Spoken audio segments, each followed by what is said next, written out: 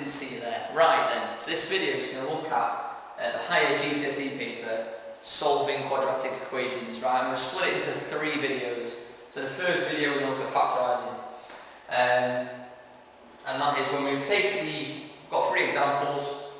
We know it's a quadratic formula, or an equation, sorry, because it's got x squared in it. If it's got x squared, we know it's quadratic. And the first rule that we need to remember is we need to find a number that multiplies to make the end number. 2 numbers that multiply to make that, and those two numbers have to add together to make this. So we'll put that on there. From here, we know when we're factorising that it's quadratic with x squared, we need 2 brackets. So there we go, 2 sets of brackets. The x has got no number in front of it, or no coefficient of x in front of it. So we just put an x in there, nice and easy. Now, 2 numbers that multiply together to make -8, but add together to make 2. Well, you can think of that yourselves, but the answer is +4 and -2. Once we've got this, we can then solve it, because it needs to equal 0. We need to think of a number we can put into the brackets to make the whole bracket equal 0.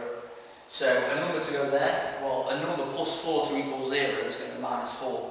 So our first solution is x is -4, because once that's been put into there, doesn't matter what that is, because 0 times anything is 0. Second one, a number take away 2 is 0, so 2 take away 2, and x is 2. That's the second one.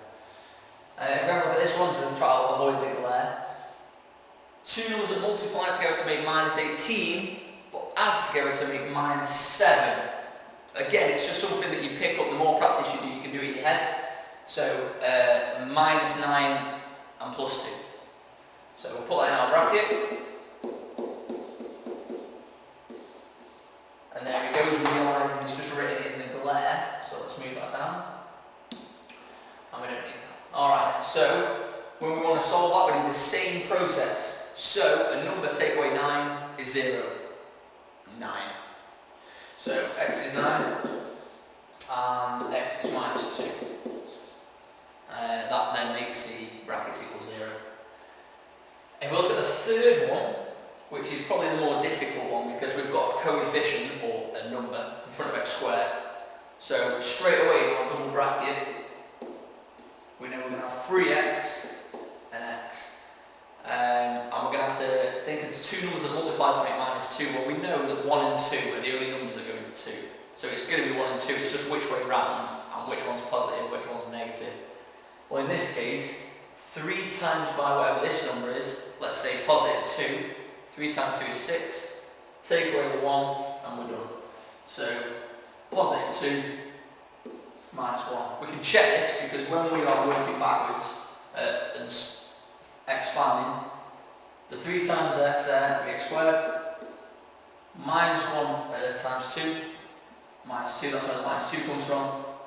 And when we do, where's the other ones there? So we go all the way across there, 3x times 2, 6x, and then minus over x gives us our 5x. Now it's not the same as above, but I've just written it in a different way.